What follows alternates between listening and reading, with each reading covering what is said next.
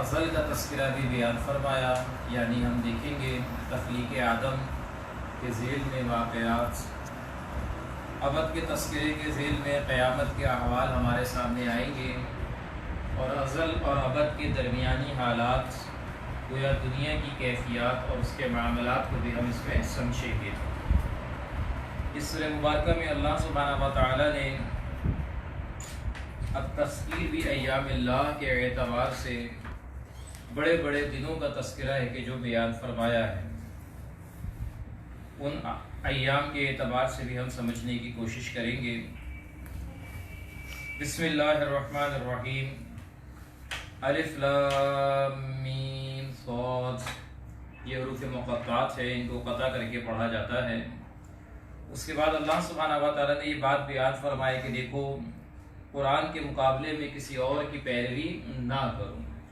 اللہ سبحانہ و تعالیٰ نے یہ قرآن تمہیں عطا کیا ہے، اور اس کے ذریعے نبی کریم صلی اللہ علیہ وسلم کو تسلی دی گئی کہ جب نبی رحمت علیہ السلام مکی دور میں اس قرآن کی دعوت کو عام کرتے، مشرکین اس کا انکار کیا کرتے تھے، تو نبی کریم صلی اللہ علیہ وسلم کو تکلیف محسوس ہوتی تھی، آپ کا سینہ بیچتا تھا، دکھتا تھا۔ اللہ سبحانہ و تعالیٰ نے بیان فرمایا کہ آپ سینے میں تنگی محسوس نہ کریں، آپ کی ذمہ داری خبردار کر دینا ہے، اور یہ نصیحت ہے اہل ایمان کے لیے۔ گویا اللہ سبحانہ و تعالیٰ نے نبی رحمت علیہ السلام کے ذریعے تمام داعی کو یہ پیغام پہنچایا ہے کہ داعی دین کا کام اصل پہنچا دینا ہے، ہدایت دینا اللہ سبحانہ و تعالیٰ کے ذمے ہے۔ مزید اللہ تعالیٰ نے اس بات کو واضح فرما دیا کہ روز قیامت باز پرس ہو کر رہے گی۔ کل جب اللہ کے سامنے حاضر ہونا ہے تو اللہ سبحانہ و تعالیٰ رسولوں سے بھی پوچھیں گے کہ پہنچا دیا کہ نہیں، اور قوموں سے بھی پوچھا جائے گا کہ ان تک رسولوں نے تعلیمات پہنچائی تو انہوں نے کیا طرز عمل اختیار کیا۔ اس کے بعد اللہ سبحانہ و تعالیٰ نے دوسرے رکوع کے اندر ابلیسیت اور آدمیت میں فرق ہے کہ جو بیان فرمایا ہے، اور ترتیب مصحف کے اعتبار سے دوسری مرتبہ قصہ آدم و ابلیس ہے کہ جو اللہ بیان فرما رہا ہے۔ یہ بات ہم اس سے پہلے سورہ بقرہ میں بھی سمجھ کر آ چکے ہیں کہ اللہ سبحانہ و تعالیٰ نے آدم علیہ السلام کی تخلیق فرمائی اور تمام فرشتوں کو حکم دیا کہ وہ سجدہ کریں۔ تمام فرشتوں نے سجدہ کیا الا ابلیس، سوائے ابلیس کی، اور یہ بات عرض کی گئی تھی کہ سورہ کہف میں اللہ نے واضح فرمایا کان من الجن، وہ جنوں میں سے تھا، اس نے سجدہ کرنے سے انکار کر دیا، اس نے تکبر کیا اور اللہ سبحانہ و تعالیٰ کے فیصلے کی نافرمانی کی۔ اللہ سبحانہ و تعالیٰ نے اس کو ذلیل اور رسوا کر کے وہاں سے نکال دیا۔ اس کے بعد اللہ سبحانہ و تعالیٰ نے بیان فرمایا کہ ابلیس نے اللہ سے مہلت مانگی، اللہ کا اذن، اللہ کی حکمت، اللہ نے اس کو اجازت عطا فرما دی، اور ابلیس نے اللہ کو چیلنج کیا کہ میں سب کے سب کو گمراہ کر کر رہوں گا۔ گویا یہ ابلیس کے ناپاک عزائم ہے کہ جو اللہ نے بیان فرمایا، اور اللہ نے بیان فرمایا کہ ابلیس نے کہا کہ میں صراط مستقیم پر بیٹھوں گا، یعنی سیدھے راستے پر بیٹھوں گا اور ان کو گمراہ کر کر رہوں گا، پھر ان کے آگے سے بھی آؤں گا، پیچھے سے بھی آؤں گا، دائیں سے بھی آؤں گا، بائیں سے بھی آؤں گا، اور ان سب کو جہنم میں لے کر جانے والا ہو جاؤں گا۔ اس کے بعد اللہ سبحانہ و تعالیٰ نے بیان فرمایا کہ جو میرے نیک بندے ہیں وہ تمہاری گمراہی کا شکار نہ ہو سکیں گے۔ اس کے بعد اللہ سبحانہ و تعالیٰ نے ابلیس اور اس کے چیلوں کے ناپاک مشن کا تذکرہ بیان کیا، اور اللہ نے واضح کیا کہ یہ اپنے ناپاک عزائم کے ذریعے انسانوں کو بے حیائی اور فحاشی کی طرف لے کر جانا چاہتے ہیں۔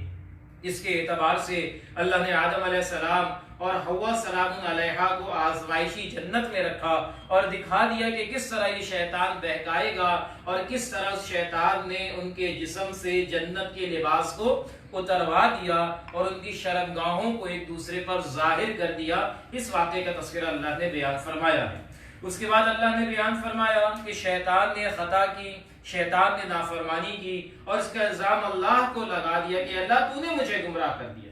جبکہ آدم علیہ السلام کا تذکرہ بیان فرمایا کہ جب آدم سے خطا ہوئی تو انہوں نے اعتراف کر لیا اور اللہ سبحانہ و تعالیٰ سے معافی مانگی، ربنا ظلمنا انفسنا، اے اللہ ہم نے اپنی جانوں پر ظلم کر لیا، وَإِن لَّمْ تَغْفِرْ لَنَا، اے اللہ تو ہمیں بخش دے، بخشش فرما، وَتَرْحَمْنَا، ہم پر رحم فرما، لَنَكُونَنَّ مِنَ الْخَاسِرِينَ، ورنہ ہم خسارہ پانے والوں میں سے ہو جائیں گے۔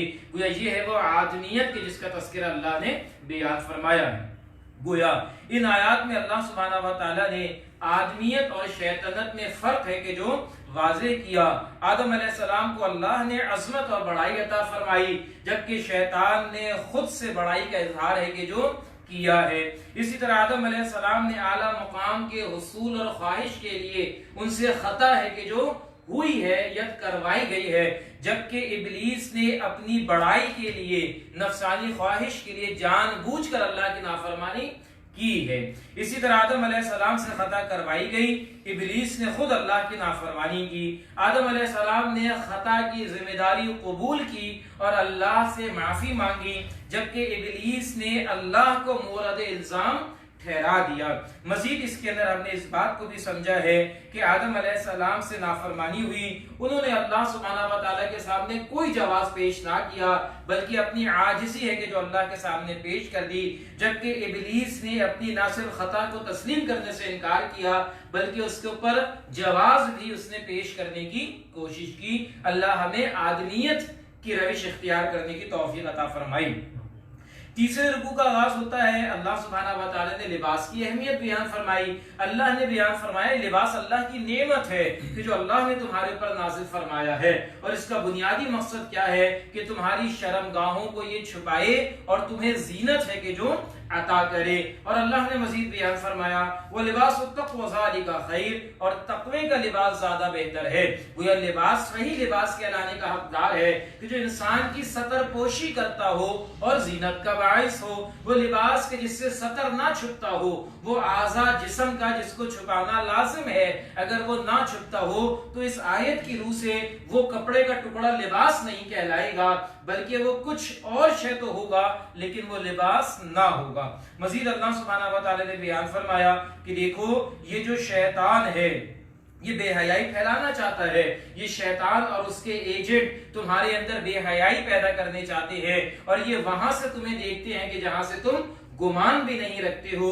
وہ ان کا بنیادی مقصد کیا ہے کہ تمہیں بے حیا کر دے، جبکہ اللہ کے نبی صلی اللہ علیہ وسلم نے فرمایا کہ جب تم حیا نہ کرو تو جو چاہے کرو، گویا یہ حیا ختم ہو جائے تو انسان کی انسانیت ختم ہو جاتی ہے، اور بیان فرمایا پھر جو کچھ کرو گے وہ کم ہوگا۔ اس کی طرف اللہ نے متوجہ کیا ہے۔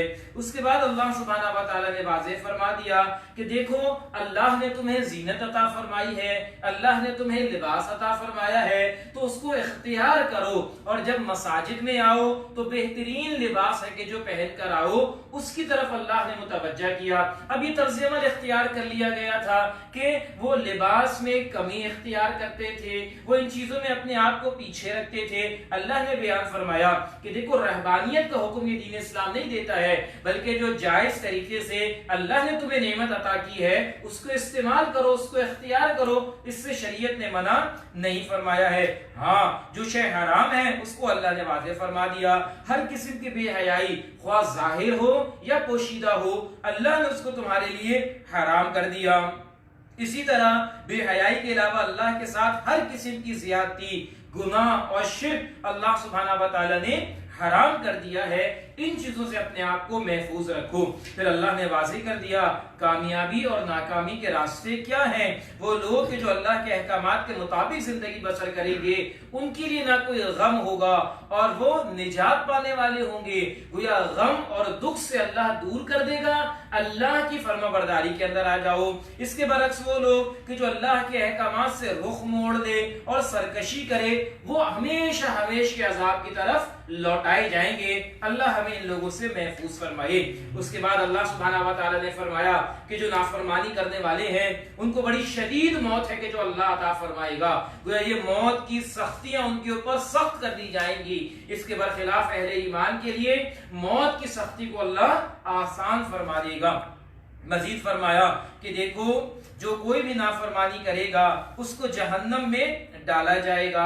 اب یہاں پر ایک طرز عمل اللہ نے بیان فرمایا کہ وہ لوگ جو نافرمانی کرنے والے ہیں وہ فریاد کریں گے اللہ سبحانہ و تعالیٰ سے کہ ہمارے باپ دادا نے ہمیں گمراہ کر دیا لہٰذا ان کو دگنا عذاب دیا جائے۔ اللہ سبحانہ و تعالیٰ فرمائے گا کہ ان کو بھی عذاب ملے گا، تمہیں بھی عذاب ملے گا، تم بھی گمراہ کرنے والے ہو، اور وہ جنہوں نے تمہیں گمراہ کیا ان کو بھی عذاب دیا جائے گا۔ اللہ نے تمام انسان کو عقل سلیم عطا فرمایا، اور اللہ نے سورہ شمس میں بیان فرما دیا فَأَلْهَمَهَا فُجُورَهَا وَتَقْوَاهَا، فسق و فجور کی راہیں بھی دکھا دی، تقوی کی راہیں بھی دکھا دی، انسان کو عقل و شعور بھی عطا فرما دیا۔ اب جو کوئی نافرمانی اختیار کرے گا اس کا وبال اسی کے اوپر ہے، گویا کسی کے اوپر اس کے وبال کو انسان منتقل نہیں کر سکے گا۔ اس کے بعد رکوع نمبر 5 کا آغاز ہوتا ہے۔ اللہ تعالی نے واضح فرما دیا کہ وہ لوگ جو اللہ کی آیات کو جھٹلاتے ہیں اور تکبر کرتے ہیں ان کو جنت میں داخلہ ممنوع کر دیا جائے گا، ان کا جنت میں داخلہ حرام ہوگا۔ آیات کو جھٹلانا اور تکبر کرنا یہ دو بڑے گناہ ہیں کہ جس کی وجہ سے جنت میں داخلہ ان کا حرام کر دیا جائے گا۔ اس کے برخلاف اللہ سبحانہ و تعالی نے بیان فرمایا کہ دیکھو نیک اعمال کرو اور عمل صالح ایمان لاؤ اور عمل صالح اختیار کرو، اللہ سبحانہ و تعالی اس کے بدلے میں تمہیں جنت کی نعمتیں ہیں کہ جو عطا فرمائے گا، اور جو رنجش تمہارے دلوں کے اندر دنیا میں پیدا ہو جاتی ہے اللہ ان رنجشوں کو تمہارے دلوں سے دور فرما دے گا اور دلوں کو صاف پاک کر کے تمہیں جنت میں داخل کر دے گا۔ اور پھر مزید جنت کی نعمتوں کا تذکرہ بیان فرمایا ہے۔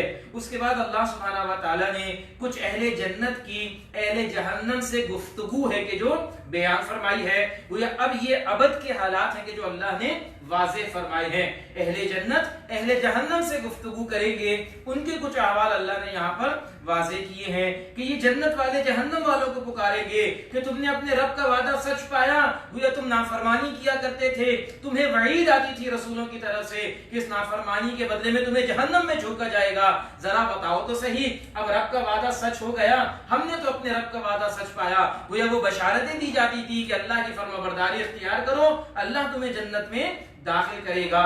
مزید بیان فرمایا کہ ظالموں کے اوپر اللہ سبحانہ و تعالی کی لعنت ہے۔ اس کے بعد اللہ بیان فرماتا ہے اصحاب اعراف کا تذکرہ۔ اب 4 آیات کے اندر اللہ سبحانہ و تعالی نے اصحاب اعراف کے احوال ہے کہ جو بیان کیے ہیں، اسی سے سورہ مبارکہ کا نام سورہ اعراف منسوب کیا گیا ہے۔ یہ اعراف کیا ہے؟ قرآن بیان کرتا ہے کہ یہ جنت اور جہنم کے درمیان میں ایک اوٹ ہوگی، ایک آڑ ہوگی کہ جہاں پر کچھ افراد ہیں کہ جو ٹھہرائے جائیں گے وقتی طور پر۔ مزید اللہ سبحانہ و تعالی نے بیان فرمایا کہ وہ لوگوں کو ان کی صورتوں سے پہچانتے ہوں گے، اور پھر ان کے بارے میں بیان فرمایا کہ وہ اہل جہنم سے بھی گفتگو کریں گے اور اہل جنتیوں سے بھی گفتگو کریں گے۔ مفسرین یہاں پر اس بات کو واضح کرتے ہیں کہ یہ وہ لوگ ہوں گے جن کو اصحاب اعراف کہا جاتا ہے، کہ جن کی نیکیاں اور جن کی برائیاں یہ برابر ہو جائیں گی، جس کو ہم سمجھتے ہیں ٹائل ہو جائیں گی، اور کچھ عرصے تک ان کو وہاں پر ٹھہرایا جائے گا۔ بعض مفسرین کی رائے یہ ہے کہ ان کے بعض گناہ ایسے ہوں گے کہ جو ان کو جہنم میں جانے سے روک لیں گے، اور بعض نیکیاں ایسی ہوں گی کہ جو ان کو گناہ کی وجہ سے جنت میں جانے سے رک جائیں گے، اور نیکیاں ایسی ہوں گی جس کی وجہ سے جہنم میں جانے سے رک جائیں گے۔ واللہ عالم۔ ویسے معلوم یہ ہوتا ہے کہ بالآخر اللہ سبحانہ و تعالی ان کو جنت میں داخل فرما دے گا۔ تو کچھ احوال ہیں کہ جو اللہ سبحانہ و تعالی نے بیان فرمایا ہے۔ اللہ نے بیان فرمایا اصحاب اعراف اہل جہنمیوں سے کہیں گے کہ تم دنیا میں تکبر کیا کرتے تھے، اب ذرا دیکھو تو صحیح کیا حال ہوا ہے تمہارا، اور تم جن کے بارے میں کہتے تھے کہ ان کو اللہ رسوا کر دے گا، دیکھو ان کو اللہ نے جنت میں اعلیٰ مقام عطا فرما دیا۔ اسی کے ساتھ ساتھ اللہ نے اہل جہنم کی اہل جنت سے گفتگو بھی بیان فرمائی ہے۔ گویا آپس میں ہونے والے مکالموں کا تذکرہ اللہ نے بیان کیا ہے۔ اس کی اصل حقیقت کیا ہے، کیسے گفتگو ہوگی، یہ اللہ بہتر جانتا ہے، لیکن یہ حالات اللہ نے میرے اور آپ کے لیے بیان فرمائے ہیں تاکہ آج ہم اللہ کی پناہ پکڑے اور جنت میں جانے والے اعمال ہیں کہ جو کرنے والے بن جائیں۔ اللہ سبحانہ و تعالی نے بیان فرمایا اہل جہنمی اہل جنتوں سے کہیں گے کہ ذرا ہمارے اوپر پانی تو بہا دو اور ہمیں رزق تو عطا کر دو، تو وہاں ان کو پکارا جائے گا کہ آج تمہارے لیے نعمتوں کو حرام قرار دے دیا گیا۔ یہ وہ لوگ ہیں جنہوں نے دین کو کھیل تماشا بنا لیا تھا، گویا کھیل تماشے ہی میں یہ غرق ہو گئے تھے، مست ہوئے تھے، اور اللہ کے دین کو انہوں نے فراموش کر دیا، اس دن کی ملاقات کو فراموش کر دیا جس دن اللہ کے سامنے حاضر ہونا ہے۔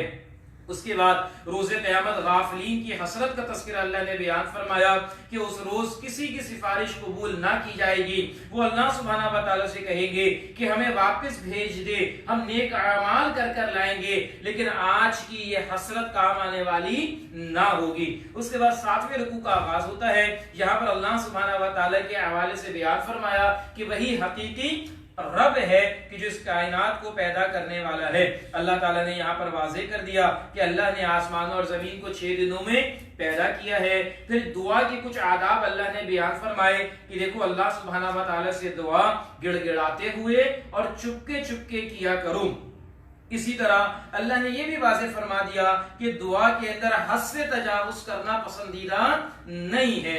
کیا مطلب ہے؟ کسی شے کے پیچھے پڑ جانا یا زیادتی کی دعا کرنا, یہ حد سے تجاوز کرنا ہے, یہ پسندیدہ نہیں ہے. مزید بیان فرمایا کہ دیکھو زمین پر فساد نہ پھیلاؤ بلکہ اصلاح کرنے والے بن جاؤ, اور دعا کرنے کے بعد اللہ سے امید رکھو کہ وہ اللہ سننے والا ہے اور تمہاری دعاؤں کا جواب دینے والا ہے.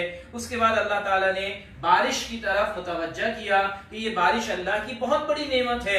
جس طرح یہ بارش برستی ہے اور مردہ زمین زندہ ہو جاتی ہے, اسی طرح یہ آیات کی بارش انسان کے سینے پر برستی ہے اور انسان کے دل سے ایمان کا پودا ہے کہ جو نکل آتا ہے, وہ اس کی طرف اللہ نے متوجہ کیا ہے. البتہ اللہ نے اس بات کو ظاہر کر دیا کہ جو زمین بنجر ہوتی ہے پھر کتنی ہی بارش اس کے اوپر ہو جائے وہ فصل دینے والی نہیں ہے. اسی طرح بعض دل مردہ ہو جاتے ہیں, پھر کتنی ہی آیات ان کو سنا دی جائے اس دل کے اندر ایمان کا پودا نہیں اگتا ہے. اللہ اس بنجر دل سے ہمیں محفوظ فرمائے. اب 8ویں رکوع سے اللہ سبحانہ و تعالیٰ نے انبیاء اور رسول, گویا رسولوں کے حالات ہیں کہ جو بیان کیے ہیں. یہ ہے وہ دنیاوی حالات جس کو اللہ نے یہاں پر بیان کیا ہے. 6 رسولوں کے حالات ہیں کہ جو یہاں پر الحمدللہ ہمارے سامنے آئیں گے. قرآن حکیم میں جا بجا اللہ سبحانہ و تعالیٰ نے ان قوموں کے حالات ہیں کہ جو بیان فرمائے ہیں, جن میں نوح علیہ السلام, صالح علیہ السلام, ہود علیہ السلام, لوط علیہ السلام, شعیب علیہ السلام اور موسیٰ علیہ السلام. ان کی قوموں کے حالات ہیں کہ جو اللہ سبحانہ و تعالیٰ نے واضح کیے. ان کی حکمتیں بھی ہیں. وہ کیا ہے کہ ان حالات کا بیان رسول اللہ صلی اللہ علیہ وسلم کی صداقت کی دلیل ہے. یہ آپ سے ہزاروں برس پہلے کے احوال ہیں کہ جو آپ اتنی سچائی کے ساتھ بیان کر رہے ہیں. اسی طرح لوگوں کے اندر اس میں واضح نصیحت ہے, لوگوں کے لیے یاد دہانی ہے. اسی طرح ہر دور کے طاغوت اور نافرمان اور جابروں اور فرعونوں کے لیے اس کے اندر عبرت کا سامان ہے کہ جو اللہ نے محفوظ کر رکھا ہے. اہل ایمان کے لیے تسلی ہے کہ دیکھو مشکل حالات آتے ہیں لیکن اللہ کی مدد بھی اس کے ساتھ آتی ہے. اسی طرح رسولوں کا معاملہ بیان کیا کہ کس طرح انہوں نے قوموں کے سامنے دعوت کو پیش کیا اور کن کن مسائل کو انہوں نے برداشت کیا. یہ وہ حکمتیں ہیں کہ جو اللہ سبحانہ و تعالیٰ ان واقعات کے ذریعے واضح کرنا چاہتا ہے. رکوع نمبر 8 کے اندر اللہ سبحانہ و تعالیٰ نے قوم نوح کی داستان ہے کہ جو بیان کی. نوح علیہ السلام یہ نبی کریم صلی اللہ علیہ وسلم سے تقریباً 4900 برس قبل مسیح کا یہ احوال ہے کہ جو اللہ سبحانہ و تعالیٰ نے اس کو واضح کیا ہے. 950 برس اس اللہ کے بندے نے دعوت و تبلیغ کا کام کیا لیکن قوم نے دعوت کو ماننے سے انکار کر دیا.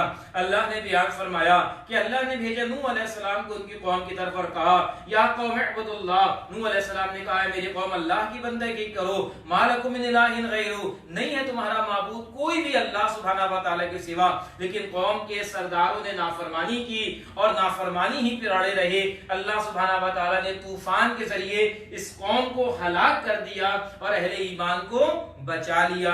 اس کے بعد 9ویں رکوع کے اندر اللہ سبحانہ و تعالیٰ نے قوم عاد کا تذکرہ بیان فرمایا جن کی طرف ہود علیہ السلام کو مبعوث کیا گیا تھا. یہ 3200 قبل مسیح کا احوال ہے کہ جو اللہ بیان فرما رہا ہے. یہ وہ قوم تھی کہ جو نافرمانی کیا کرتی تھی اور اللہ کے ساتھ شرک کیا کرتی تھی. اللہ کے بندے ہود علیہ السلام نے ان کے سامنے توحید کی دعوت رکھی اور نافرمانی سے ان کو منع فرمایا, لیکن یہ قوم بھی تکبر کرنے لگی اور نافرمانی پر اڑی رہی. اللہ سبحانہ و تعالیٰ کا عذاب ہے کہ جو اس قوم پر نازل ہوا اور 7 رات اور 6 دن تک ان کے اوپر آندھی ہے کہ جو اللہ کی طرف سے آئی ہے اور ان کو ہلاک کر دیا گیا.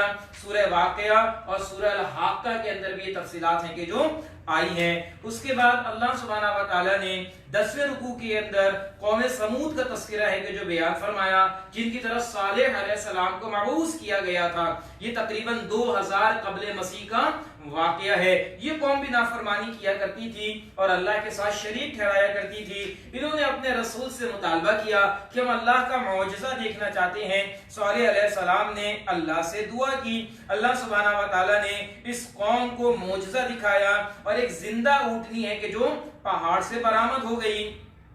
قوم کے متکبر سرداروں نے نہ صرف ان کی تعلیمات کو ٹھکرا دیا بلکہ اہل ایمان کو بھی نیکی کی راہ سے روکنے کی کوشش کی اور اس اونٹنی کو ہلاک کر دیا کہ جو اللہ سبحانہ و تعالی نے بطور نشانی بھیجی تھی۔ اللہ نے زلزلے کے ذریعے اس قوم کو ہلاک کر دیا اور اہل ایمان کو اللہ سبحانہ و تعالی نے محفوظ فرما لیا۔ اس کے بعد قوم لوط کی داستان بیان کی۔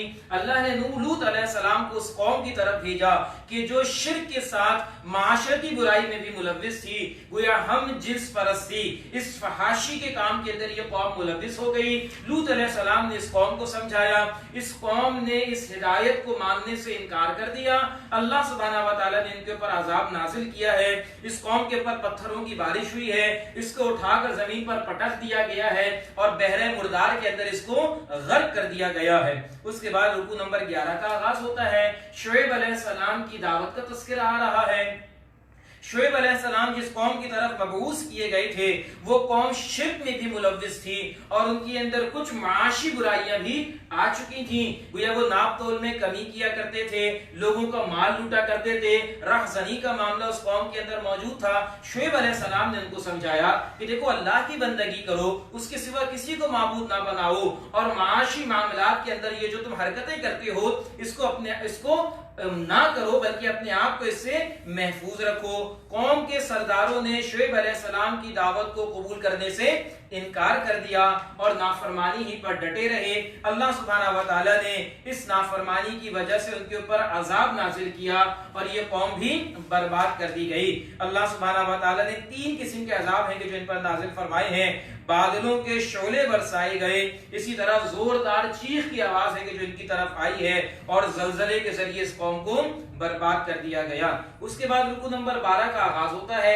اللہ نے بیان فرمایا کہ اللہ چھوٹے عذاب اس لیے بھیجتا ہے کہ بندہ اپنے رب کی طرف رجوع کرے، گویا اس کو متوجہ کرنے کے لیے۔ بڑا عذاب تو قیامت کا عذاب ہے کہ جب یہ کائنات ختم کر دی جائے گی، اس سے پہلے اللہ چھوٹے چھوٹے عذاب کو بھیجتا ہے تاکہ بندہ رجوع کرے۔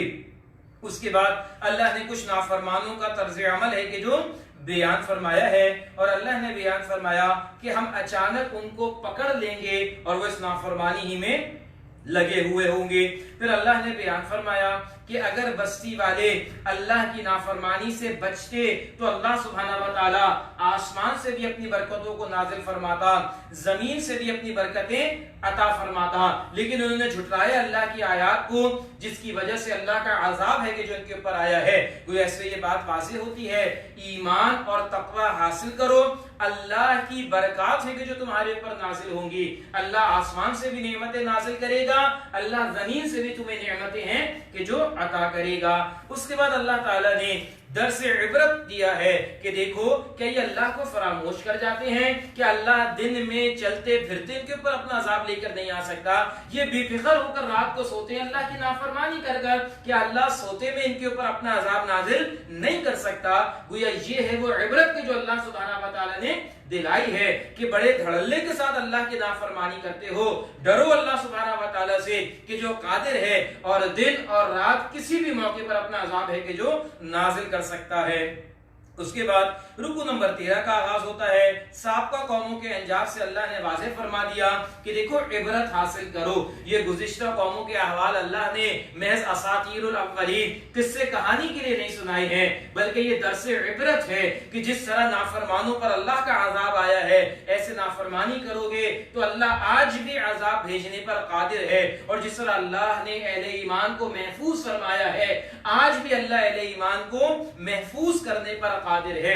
گویا اس میں اللہ سبحانہ و تعالی نے دلاسا بھی دیا ہے اور نافرمانوں کو ڈرایا بھی ہے۔ اس کے بعد موسیٰ علیہ السلام کے احوال کو اللہ نے قدر تفصیل کے ساتھ بیان کیا ہے۔ اللہ تعالیٰ نے بیان فرمایا کہ موسیٰ علیہ السلام کو اللہ نے فرعون کے دربار میں بھیجا توحید کی دعوت کے لیے، اور ساتھ میں نشانیاں بھی عطا فرمائیں۔ وہ اللہ نے عصا عطا فرمایا اور چمکتا ہوا ہاتھ عطا فرمایا۔ یہ معجزہ تھا کہ جو اللہ تعالیٰ نے موسیٰ علیہ السلام کو دیا تھا۔ فرعون اور اس کے درباریوں نے ان نشانیوں کو ماننے سے انکار کر دیا اور توحید کی دعوت کا انکار کر دیا۔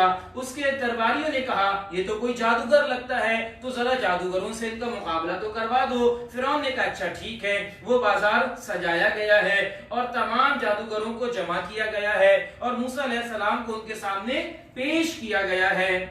موسیٰ علیہ السلام نے کہا اچھا ٹھیک ہے، اللہ نے یہ عصا بطور نشانی عطا کی تھی۔ ان جادوگروں نے جو بھی ان کا کوئی ڈھکوسلا تھا وہ پیش کر دیا۔ جب موسیٰ علیہ السلام نے اپنا عصا ڈالا تو وہ جو ان کے جادو تھے ان تمام چیزوں کو وہ عصا نگلنا شروع ہو گیا۔ وہ جادوگر جان گئے کہ یہ کوئی جادو نہیں ہے بلکہ یہ اللہ سبحانہ و تعالیٰ کی نشانی ہے۔ اللہ نے ان کو ہدایت عطا فرما دی اور وہ اسی موقع پر انہوں نے اللہ سبحانہ و تعالیٰ پر ایمان لے آئے اور توحید کا انہوں نے اقرار کر دیا۔ فرعون وہ وہاں پر پریشان ہو گیا، اس نے دھمکی دی کہ تم کیسے ایمان لے کر آ گئے جبکہ میں نے تمہیں اجازت نہیں دی، اور ساتھ ہی ان کو دھمکی دی کہ دیکھو اگر تم ہمارے دین پر واپس نہیں آئے تو تمہارے ہاتھ اور پیر مخالف سمتوں سے کاٹ دیا جائے گا، تمہیں سولی دے دی جائے گی۔ اللہ سبحانہ و تعالیٰ نے ان جادوگروں کو استقامت عطا فرمائی اور انہوں نے فرعون کی اس دھمکی کا انکار کر دیا اور اپنے رب سے دعا کی کہ اللہ ہمیں صبر عطا فرما اور ہمیں مسلمان گویا حالت اسلام میں موت عطا فرما۔ اس کا تذکرہ اللہ سبحانہ و تعالیٰ نے بیان فرمایا ہے۔ رکو نمبر 15 کے اندر اللہ سبحانہ و تعالیٰ نے واضح کیا کہ یہ فرعون بنی اسرائیلیوں پر ظلم کیا کرتا تھا، ان کے بچوں کو قتل کیا کرتا تھا اور ان کی بچیوں کو زندہ چھوڑ دیا کرتا تھا۔ اب جب موسیٰ علیہ السلام نے رسالت کا اقرار کر دیا اور توحید کی دعوت دینا شروع کی تو اس فرعون نے بنی اسرائیلیوں پر ظلم میں اضافہ کر دیا۔ اب یہ پسی ہوئی قوم تھی، موسیٰ علیہ السلام نے بنی اسرائیلیوں کو دلاسا دیا ہے اور کچھ ایمان افروز نصیحتیں ہیں کہ جو کی ہیں اس کا تذکرہ یہاں پر اللہ سبحانہ و تعالیٰ نے بیان فرمایا۔ اللہ نے کہا کہ دیکھو اللہ سے مدد مانگو، اللہ تمہیں صبر عطا فرمائے گا، اللہ تمہیں زمین پر اقتدار عطا فرمائے گا اور اللہ اپنے نیک بندوں کو زمین پر استخلاف دیتا ہے۔ وہ پسی ہوئی قوم ہے، غلام قوم ہے، لیکن دلاسا کیا دیا جا رہا ہے؟ اللہ پر ایمان کو مضبوط رکھو، صبر کے دامن کو تھام کر رکھو، اللہ عروج عطا فرمائے گا، اللہ زمین کا اقتدار تمہیں عطا فرمائے گا۔ یہ بشارتیں ہیں کہ جو اللہ سبحانہ و تعالیٰ نے عطا فرمائی ہیں۔ اس کے بعد رکوع نمبر 16 میں اللہ سبحانہ و تعالیٰ نے اس بات کو واضح فرما دیا کہ دیکھو اللہ سبحانہ و تعالیٰ نے بچا لیا بنی اسرائیل کو اور ہلاک کر دیا فرعون اور آل فرعونیوں کو، گویا غرق کر دیا گیا۔ اللہ کی مدد ہے کہ جو آئی ہے۔ اب موسیٰ علیہ السلام بنی اسرائیلیوں کو لے کر مصر کی سرزمین سے نکل گئے۔ اب وہ حالات ہیں کہ جو اس کے بعد کی اللہ سبحانہ و تعالیٰ نے کچھ بیان فرمائے ہیں۔ رکوع نمبر 16 کے اندر اللہ سبحانہ و تعالیٰ نے فرمایا کہ اللہ تعالیٰ نے کچھ آفات نازل کی تاکہ ان کو متوجہ کیا جا سکے، ان آل فرعون کو، ان فرعون والوں کو اللہ سبحانہ و تعالیٰ کی طرف۔ جب بھی ان کے اوپر کوئی قحط آتا تھا یا پھلوں میں سے کوئی کمی آتی تھی، یہ موسیٰ علیہ السلام کے پاس آتے اور کہتے اپنے رب سے دعا کریں تاکہ اللہ ہمیں ان مسائل سے نکالے، ہم آپ کی دعوت کو قبول کرنے والے ہو جائیں گے۔ لیکن جب اللہ راحت دیتا تو یہ اپنے عہد سے پھر جاتے اور پھر نافرمانی کی طرف جاتے۔ اس انداز میں اللہ سبحانہ و تعالیٰ نے ان کے اوپر 7 احوال کا تذکرہ ہے کہ جو بیان فرمایا ہے۔ وہ اللہ سبحانہ و تعالیٰ نے یہاں پر واضح فرما دیا کہ ان کے اوپر قحط سالی بھی آئی ہے، پھلوں میں پیداوار کی کمی بھی ہوئی ہے، اسی طرح اللہ نے طوفان بھی ان کے اوپر بھیجا، ٹڈی دل کا حملہ بھی ان کے اوپر ہوا، گھن کے کیڑے بھی ان کے اوپر مسلط کیے گئے، ان کی تمام چیزوں سے اللہ نے مینڈکوں کو نکالنا شروع کر دیا، اسی طرح جو شے یہ کھاتے اس میں سے خون نکلنا شروع ہو جاتا۔ یہ عذاب ہے کہ جو ان کے اوپر اللہ کے آئے ہیں۔ یہ بار بار موسیٰ علیہ السلام کے پاس آتے، اپنے رب سے دعا کرے اللہ ان عذاب سے ہمیں چھٹکارا دے، ہم اللہ کی ماننے والے ہو جائیں گے۔ جب جب اللہ نے عذاب کو ٹالا ہے تب تب انہوں نے نافرمانی کی ہے۔ ان کی روش کا تذکرہ اللہ نے بیان فرمایا ہے۔ پھر اللہ نے واضح فرما دیا آل فرعون کی جو وعدے خلافی تھی اللہ نے اس کی سزا دی ہے انہیں اور ان کو ہلاک کر دیا، اس کا تذکرہ یہاں پر آ رہا ہے۔ اس کے بعد جب بنی اسرائیل وہاں سے نکل گئے تو اب ان کا طرز عمل اللہ نے یہاں پر واضح فرمایا۔ آل فرعون کی غلامی سے نجات پانے فرمانے کے بعد بنی اسرائیل کا گزر ایک ایسی قوم کی طرف سے ہوا کہ جو بتوں کی پوجا کیا کرتے تھے. انہوں نے بھی موسیٰ علیہ السلام سے کہہ دیا ہمارے لیے بھی کوئی مورتی بنا دیں تاکہ ہم بھی اس کی پرستش کرنے لگ جائیں. اب یہ ہے غلامانہ ذہن کہ جو مسلط ہو جاتا ہے اور انسان کے دل و دماغ سے اس کو نکلنا مشکل ہو جاتا ہے. بنی اسرائیلی پرستش کیا کرتے تھے, بتوں کو پوجا کرتے تھے. یہ وہ اثرات ہیں کہ جو ان کے ذہنوں پر غالب تھے. آج بدقسمتی سے ہمیں بھی تقریباً 75 سال ہو چکا ہے گویا ان ہندوانہ رسومات سے نکلے ہوئے, لیکن اس کے باوجود بھی ہمارے روز و شب کے اندر اس کے اثرات ہیں کہ جو نظر آتے ہیں. یہ وہ طرز عمل ہے کہ جو اللہ نے بنی اسرائیل کا بیان فرمایا ہے. موسیٰ علیہ السلام نے انتہائی سخت الفاظ ہیں کہ جو کہے ہیں اس اللہ نے تمہیں اتنی نعمتیں عطا کی ہیں, اس اللہ نے فرعون کے عذاب سے تمہیں بچایا ہے, اللہ کا اتنا بڑا معجزہ تم نے دیکھا کہ تم سمندر پھٹا ہے اور تم نکل گئے اور اللہ نے فرعون اور آل فرعون کو غرق کر دیا, اس کے بعد تم یہ مطالبہ کر رہے ہو, وہ یطوف ہے تمہارے اوپر. اس کے بعد رکوع نمبر 17 کا آغاز ہوتا ہے. موسیٰ علیہ السلام کے اعتبار سے اللہ نے ایک بہت بڑا اعزاز ہے کہ جو بیان فرمایا. اللہ نے موسیٰ علیہ السلام کو کوہ طور پر بلایا ہے. 40 راتوں کے لیے موسیٰ علیہ السلام کوہ طور پر گئے ہیں. اللہ نے تورات ہے کہ جو عطا فرمائی ہے اور ہم کلامی کا شرف ہے کہ جو اللہ نے موسیٰ علیہ السلام کو عطا کیا ہے. یہاں پر اللہ نے اس بات کو بھی واضح کر دیا کہ اللہ سبحانہ و تعالیٰ کو ان مادی آنکھوں سے دیکھنا ممکن نہیں ہے. اللہ نے اپنی تجلی ایک پہاڑ پر ڈالی ہے, وہ پہاڑ اللہ کی تجلی سے ریزہ ریزہ ہو گیا اور پھٹ گیا. اس کا اشارہ ہے کہ جو یہاں پر آ رہا ہے. مزید اللہ سبحانہ و تعالیٰ نے بیان فرمایا کہ اللہ نے یہ تورات تمہیں عطا فرمائی ہے, اس تورات کو مضبوطی سے تھام لو, اس کی تعلیمات پر تم عمل کرو, اللہ سبحانہ و تعالیٰ تمہیں عروج عطا فرمائے گا. گویا یہ تورات تختیوں کی صورت میں عطا کی گئی تھی اور ان کی تعلیمات کو اس لیے دیا گیا تھا کہ اس کے اوپر عمل کیا جائے. تو اللہ نے وعدہ کیا کہ تعلیمات پر تم عمل کرو, اللہ تمہیں ارض فلسطین ہے کہ جو دوبارہ عطا فرما دے گا. اس فلسطین سے نکال دیا گیا تھا بنی اسرائیلیوں کو, وہ ان کا اصل مسکن تھا. اللہ نے کہا تعلیمات پر عمل کرو, اللہ وہ فلسطین تمہیں دوبارہ عطا فرما دے گا. آج مجھ سے اور آپ سے بھی یہ مطالبہ ہے, آج یہ قرآن حکیم ہمارے پاس ہے, آج اس قرآن کو ہم تھامیں گے, اللہ ہمیں عروج عطا فرمائے گا. اللہ کے نبی صلی اللہ علیہ وسلم نے فرمایا کہ بے شک اللہ عروج عطا فرمائے گا اس کتاب کے ذریعے سے قوموں کو, اور اس کتاب کو ترک کر دینے کی وجہ سے ذلیل و رسوا کر دے گا. وہ زمانے میں معزز تھے مسلمان ہو کر اور ہم خار ہوئے تارک قرآن ہو کر. جب جب قوموں نے قرآن کو تھاما ہے اللہ نے ان کو عروج ہے کہ جو عطا فرمایا ہے. اس کے بعد 18ویں رکوع کا آغاز ہوتا ہے. موسیٰ علیہ السلام کوہ طور پر چلے گئے تو قوم کے کچھ افراد انہوں نے ایک بچڑے کی مورتی بنا لی اور اس کی پرستش کرنا شروع کر دی. موسیٰ علیہ السلام جب واپس آئے ہیں تو انتہائی غصہ ہوئے اپنی قوم پر اور ان کے شرک کرنے پر, اور ان کو سخت ڈانٹ ہے کہ جو لگائی ہے, اور اپنے پیچھے ہارون علیہ السلام کو اپنا نائب بنا کر گئے تھے.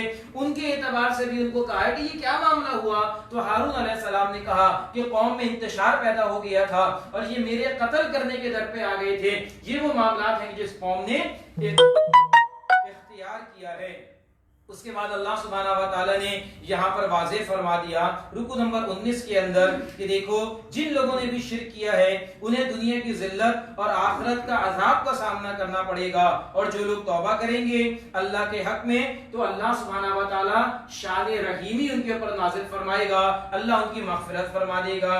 گویا توبہ کرو کہ جو حالات جو معاملات تم نے اختیار کیے ہیں. اس کے بعد موسیٰ علیہ السلام کے اعتبار سے مزید یہاں پر اللہ تعالیٰ نے واضح فرمایا کہ اس قوم کے لوگوں نے یہ کہا کہ جب تک ہم دیکھ نہ لیں کہ آپ کہاں سے کتاب لے کر آئے ہیں ہم ایمان نہیں لائیں گے. موسیٰ علیہ السلام 70 سرداروں کو اپنے ساتھ کوہ طور پر لے جانے کے لیے نکلے تو وہاں پر انہوں نے جسارت کر دی کہ ہم تو اللہ کو دیکھنا چاہتے ہیں, ہم دیکھے بنا نہیں مانیں گے. اللہ سبحانہ و تعالیٰ نے بطور سزا ان کو ہلاک کر دیا. موسیٰ علیہ السلام نے اللہ سے دعا کی, اللہ نے دوبارہ ان کو زندگی عطا فرما دی. یہ تفصیل سورہ بقرہ کے اندر بھی ہم سمجھ کر آ چکے ہیں, اس کا تذکرہ یہاں پر اللہ نے بیان فرمایا ہے. اس کے بعد آیت نمبر 157 بڑی اہم آیت ہے. اس آیت مبارکہ میں اللہ سبحانہ و تعالیٰ نے اتباع رسول صلی اللہ علیہ وسلم کا میدان بیان کیا ہے, اور میرا اور آپ کا تعلق نبی کریم صلی اللہ علیہ وسلم سے کن بنیادوں پر ہونا چاہیے اس کا تذکرہ ہے کہ جو آیا ہے. اللہ تعالیٰ نے بیان فرمایا کہ دیکھو میری رحمت خاص ان کے لیے ہے کہ جو رسول اللہ کی اتباع کرنے والے ہیں اور اتباع کے حوالے سے 3 شانوں کا تذکرہ بیان فرمایا ہے۔ نمبر 1 جو نیکی کا حکم دیں گے اور برائی سے روکیں گے، نمبر 2 پاکیزہ چیزوں کو حلال کرنا اور خبیث اور ناپاک چیزوں کو حرام کرنے کا معاملہ، اور نمبر 3 بدعات و توہمات اور ظالمانہ رسومات کے بوجھ کو انسان سے دور کر دینا۔ یہ وہ بنیادی ذمہ داریاں ہیں کہ جو اللہ نے اپنے رسول کو دے کر بھیجی۔ نیکی کا حکم دیتے تھے، برائی سے روکتے تھے، لوگوں پر حلال چیزیں واضح کرتے تھے، اور جو حرام اور ناپاک چیزیں تھیں ان کو ان سے دور کرتے تھے، اور جو توق رسومات کے توہمات کے اپنے اوپر انہوں نے ڈال رکھے تھے اس سے آزاد کرانے کے لیے آئے تھے۔ آج ایک متبع کے لیے، اتباع کرنے والے کے لیے یہ وہ میدان ہے کہ جس کے اندر اس کو بھی محنت کرنی ہے۔ اس کے بعد اللہ سبحانہ و تعالی نے واضح فرما دیا کہ دیکھو وہی لوگ کامیاب ہونے والے ہیں، وہی لوگ فلاح پانے والے ہیں جن کا تعلق نبی کریم صلی اللہ علیہ وسلم سے ان شرائط کی بنیاد کے اوپر ہوگا۔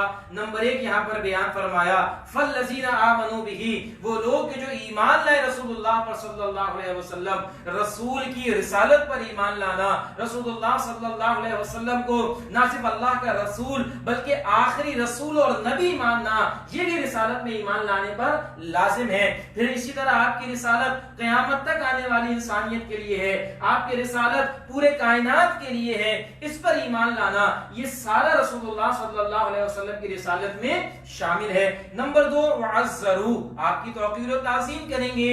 جب رسول مان لیا تو اس کا لازمی تقاضا کیا ہے کہ اطاعت کی جائے، اتباع کی جائے، ان کے احکامات کی پیروی کی جائے۔ یہی اصل میں ادب کا تقاضا ہے کہ جس کو بڑا مان لیا، رسول مان لیا، اب ان کی رسالت کا تقاضا کیا ہے کہ جو پیغام رسول اللہ صلی اللہ علیہ وسلم لے کر آئے ہیں اس کو نہ صرف قبول کیا جائے بلکہ اس کو دوسروں تک بھی پہنچایا جائے۔ تو بیان فرمایا وعزروا، اور ان کی تعظیم کی، ونصروا، اور ان کی مدد کی۔ مدد کس کام کے اندر؟ رسول اللہ صلی اللہ علیہ وسلم کے مشن کے اندر۔ آپ کا مشن کیا تھا؟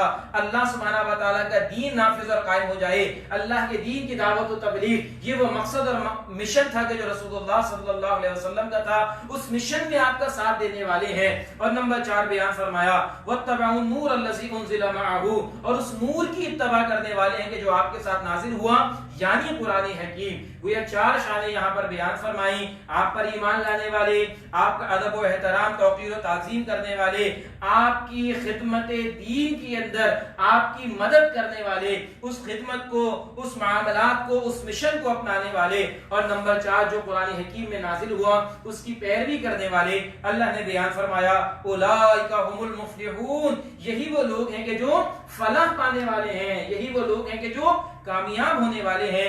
اللہ ہمیں ان ذمہ داریوں کو ادا کرنے والا بنائے۔ پھر رکوع نمبر 20 کا آغاز ہوتا ہے، یہاں پر اللہ نے واضح فرما دیا یا ایھا الناس، اے انسانوں، انی رسول اللہ الیکم جمیعا، بے شک میں اللہ کا رسول ہوں تم سب کی طرف۔ گویا نبی کریم صلی اللہ علیہ وسلم سے کہلوا دیا گیا کہ آپ کی رسالت تمام انسانیت کے لیے ہے، آپ آخری نبی ہیں، آپ کامل رسول ہیں، آپ کے بعد کوئی نبی اور رسول کسی حیثیت میں، کسی صورت میں نہیں آ سکتا۔ نبی رحمت علیہ السلام نے اس بات کو واضح فرما دیا لا نبی بعدی انا خاتم النبیین، میں نبیوں کا خاتم ہوں، میرے بعد کوئی نبی اور کوئی رسول نہیں آ سکتا ہے۔ اس بات کو یہاں پر اللہ سبحانہ و تعالی نے واضح فرما دیا۔ مزید بیان فرمایا کہ رسول مان لیا تو اب ذمہ داری کیا ہے؟ واتبعوه لعلکم تہتدون، پیروی کرو ان کی ہدایت، ان کی، تاکہ تم ہدایت پا جاؤ۔ گویا رسول مان لینا کافی نہیں ہے بلکہ پیروی کرنا لازم ہے تاکہ تم کامیاب ہو جاؤ۔ اس کے بعد اللہ سبحانہ و تعالی نے بنی اسرائیل پر کچھ اللہ کے احسانات کا تذکرہ ہے کہ جو بیان فرمایا، اور ان کی ناشکری کا تذکرہ بیان فرمایا۔ اللہ نے ان کے لیے 12 چشمے جاری فرمائے، انہوں نے اللہ کی نافرمانی کی۔ اللہ نے بادل کا سایہ عطا فرمایا، انہوں نے نافرمانی عطا کی۔ اللہ نے ان کو حکم دیا کہ بستی میں عاجزی کے ساتھ داخل ہونا، انہوں نے اللہ کی نافرمانی کی۔ اللہ نے من و سلوہ نازل فرمایا، انہوں نے اللہ کی نافرمانی کی۔ تو اللہ کا عذاب ہے کہ جو پھر ان کے اوپر آیا ہے، اللہ کا غضب ہے کہ جو ان کے اوپر آیا ہے۔ گویا ان کی ناشکری کا تذکرہ ہے کہ جو اللہ سبحانہ و تعالی نے بیان کیا ہے۔ پھر رکوع نمبر 21 کا آغاز ہوتا ہے، یہاں پر بنی اسرائیل کی قوم کا تذکرہ اللہ نے بیان بیان فرمایا یہ اصحاب سبت کے نام سے مشہور ہے. یہ کسی پانی کے کنارے دریا یا سمندر کے کنارے ایک قوم تھی کہ جو آباد تھی. اللہ نے منع فرمایا کہ دیکھو ہفتے والے دن اللہ کی بندگی کرو اور کسی قسم کے دنیاوی کام میں اپنے آپ کو نہ لگاؤ. یہ وہ قوم تھی کہ جو مچھلیاں پکڑی کرتی تھی. انہوں نے کیا کیا, اس میں سے ایک گروہ وہ تھا جنہوں نے ہفتے کے دن نالیاں بنا لی اور جو پانی زیادہ چڑھتا تھا اس کے ساتھ مچھلیاں آتی اور تالاب میں گر جاتی اور اتوار کو مچھلیوں کو پکڑ لیا کرتے تھے. گویا اللہ کے احکامات کے ساتھ کھیل کود کرنا شروع کر دیا اور کہتے ہیں ہم نے ہفتے والے دن تو مچھلی نہیں پکڑی, ہم نے تو اتوار کو مچھلی پکڑی ہے. یہ وہ حالت تھی کہ جو وہاں پر ایک قوم کی پیش آ گئی. اب مزید دو گروہ وجود میں آ گئے. ایک گروہ لوگوں کا وہ تھا کہ جو کہا کرتا تھا کہ یہ تو نافرمانی کرنے والے ہیں, ان کو روکنے کی کیا ضرورت ہے, ان کو سدھارنے کی کیا ضرورت ہے, گویا اپنی فکر کرو اور یہ تو نافرمان قسم کے لوگ ہیں, ان کو اپنے کام پر ہی چھوڑ دو. البتہ تیسرا گروہ ایک اور موجود تھا کہ جو خود بھی اس نافرمانی سے بچتا تھا اور نافرمانی کرنے والوں کو بھی روکا کرتا تھا.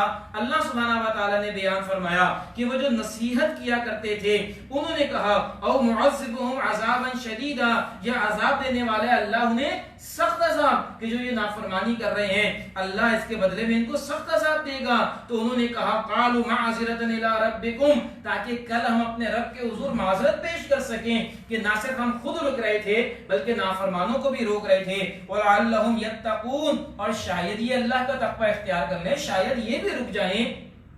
آگے اللہ سبحانہ و تعالی نے بیان فرمایا کہ اللہ نے ان کی نافرمانیوں کی وجہ سے ان کے اوپر عذاب نازل کیا اور ان سے کہا قُلْنَا لَهُمْ كُونُوا قِرَدَةً خَاسِعِينَ, کہا تم ہو جاؤ ذلیل بندر. گویا اللہ نے بطور عذاب ان کی صورتوں کو مسخ کر دیا اور ان کو بندر کی صورت بنا دیا اور پھر اس کے بعد اللہ نے ان کو ہلاک کر دیا. لیکن ایک گروہ وہاں پر بچا لیا گیا. وہ کون سا گروہ تھا؟ اللہ نے واضح فرمایا کہ جو خود بھی رکا کرتے تھے اور دوسروں کو بھی روکا کرتے تھے, اللہ نے ان کو بچا لیا. اس لیے بات واضح ہے کہ دوسروں کو برائی سے نہ روکنا یہ بھی اللہ کی نگاہ میں جرم ہے. اللہ ہمیں امر بالمعروف و نہی عن المنکر کی ذمہ داریوں کو ادا کرنے کی توفیق عطا فرمائے. پھر مزید اللہ نے بیان فرمایا کہ دیکھو جب اللہ کتاب نازل کرتا تھا تو اس کے ساتھ جو ان کے حوالی یا ماننے والے رسولوں کے ہوتے وہ اس کتاب کی تعلیمات کو تھام لیا کرتے تھے, لیکن اس کے بعد کچھ نااہل قسم کے لوگ آ جاتے جو کہتے وہ تھے جو کرتے نہیں تھے. جس چیز کا اللہ نے ان کو حکم دیا اس سے وہ پھر جاتے تھے اور من چاہی شریعت پر عمل کرنا شروع کر دیتے تھے. اللہ نے ایسے لوگوں کو فاسق قرار دیا ہے. پھر اللہ نے اپنے کچھ محبوب بندوں کے اوصاف کا تذکرہ بیان فرمایا. یہ وہ لوگ ہیں کہ جو اللہ کی کتاب کو مضبوطی سے پکڑتے ہیں, نماز قائم کرتے ہیں اور نیک کام کرنے والے ہیں. اللہ ان لوگوں میں ہمیں بھی شامل فرمائے. اس کے بعد رکوع نمبر 22 کا آغاز ہوتا ہے. اللہ نے یہاں پر اب ایک اور اہم دن کا تذکرہ بیان فرمایا اور اس کے اعتبار سے آتا ہے کہ اللہ سبحانہ و تعالی نے تمام ارواح انسانی کو, یہ جو انسان کی روحیں ہیں, اللہ نے آدم علیہ السلام سے لے کر آخری آنے والے انسان تک تمام ارواح کو کلمہ کن سے بیک وقت پیدا فرمایا اور ان سے ایک عہد لیا, ایک وعدہ لیا, الستو بربکم, کیا میں تمہارا رب نہیں ہوں؟ اور تمام ارواح نے اللہ کو جواب دیا قالوا بلا شہدنا, کیوں نہیں ہے اللہ, تو ہمارا رب ہے اور ہم اس کے اوپر گواہ ہیں. گویا ہماری روح فطری طور پر مسلمان ہے اور اللہ کی ربوبیت کا عہد کر کر آئی ہے. تبھی حدیث کے اندر آتا ہے کہ ایک بچہ جو پیدا ہوتا ہے یہ فطرتاً اسلام پر پیدا ہوتا ہے, لیکن دنیا کے اندر اس کے ماں باپ اس کو یہودی, نصرانی یا مجوسی بنا دیتے ہیں. دنیا میں آ کر وہ اپنا رب تبدیل کر لیتا ہے, لیکن یہ عہد الست ہے کہ جو وہ لے کر آیا ہے, وعدہ ہے کہ جو اللہ سے کر آیا ہے, اس کا تذکرہ یہاں پر اللہ نے بیان فرمایا ہے. اچھا کوئی یہ کہہ سکتا ہے مجھے تو یہ وعدہ یاد نہیں ہے, تو اس کے لیے پھر دلیل دی جاتی ہے اہل علم کی طرف سے کہ ذرا یہ تو بتاؤ کہ تم کیا دنیا میں ڈائریکٹ آ گئے؟ نہیں نا, ایک عرصہ ہے کہ جو اپنے ماں کے بطن میں گزار کر آئے ہو. کیا کسی کو وہ عرصہ یاد ہے؟ اگر یاد نہیں ہے تو کیا اس کا انکار کر دو گے کہ نہیں وہ عرصہ میں نے نہیں گزارا؟ اللہ سبحانہ و تعالیٰ نے گواہی دی ہے, تمام ارواح کو اللہ نے پیدا کیا, سب سے عہد لیا, گویا تم مسئول ہو, تم عہد کر آئے ہو, اس عہد کے بارے میں تم سے سوال کیا جائے گا. اس کی طرف یہاں پر اشارہ ہے کہ جو اللہ نے نے فرمایا ہے۔ پھر دنیا دار کردار کا بیان اللہ نے یہاں پر واضح کر دیا کہ جو دنیا دار شخص ہے جو دنیا ہی میں لگ جائے، اللہ نے بیان فرمایا کہ وہ شخص ہے کہ جس کے پیچھے شیطان لگ جائے، اس کا مقصد دنیا ہی بن جاتی ہے، وہ دنیا ہی کی پیروی کرنے والے بن جاتا ہے۔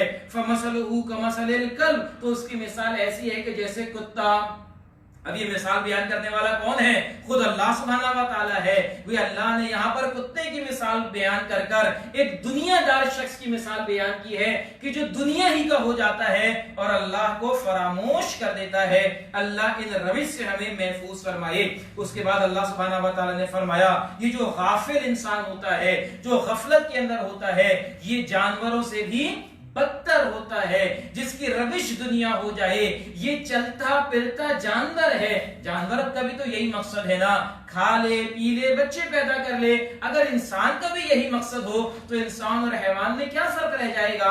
اللہ نے بیان فرمایا اولئک کالانعام، یہ جانوروں کی مانند ہیں، بل ہم اضل، بلکہ اس سے بھی بدتر ہیں، کیونکہ اللہ نے انسانوں کو شعور عطا فرمایا ہے، سمجھ عطا فرمائی ہے، پھر بھی وہ جانوروں کی طرز کی زندگی گزارے تو یہ جانوروں سے بھی بدتر زندگی ہے کہ جو وہ گزارتے ہیں۔ اس کے بعد آیت نمبر 180 میں اللہ نے واضح فرما دیا کہ دیکھو اللہ کو اچھے ناموں کے ساتھ پکارا کرو۔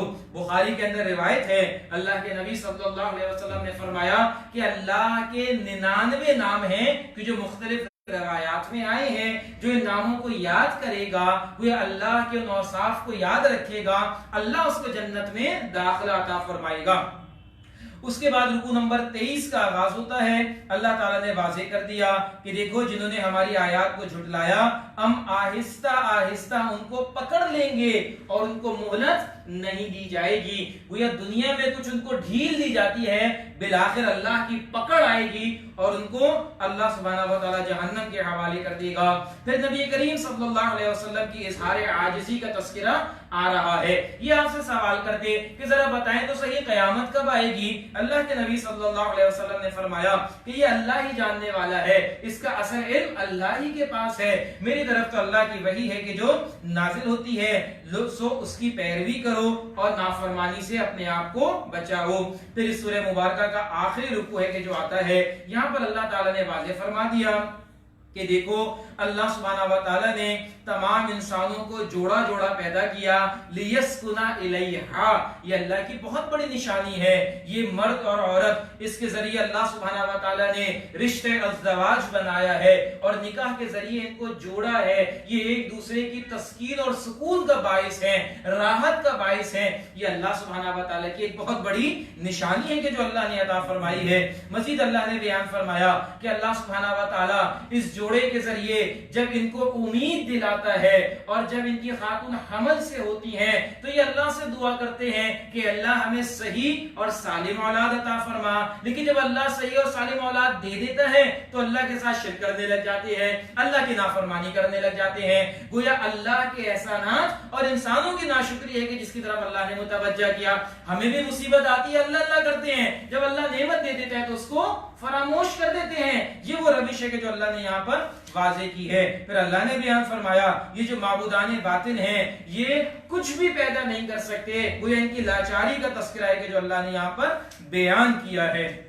اس کے بعد اللہ تعالیٰ نے دعوت دین کے حوالے سے کچھ حکمت ہے کہ جو بیان کی ہیں۔ اللہ نے بیان فرمایا اے نبی صلی اللہ علیہ وسلم جو کچھ یہ روش اختیار کر رہے ہیں اس سے درگزر کیجئے، ان کو نیکی کا حکم دیجئے، اور جو جہالت پر ہے، جو کٹ حجتی کر رہا ہے اس سے اعراض کیجئے اچھے انداز میں۔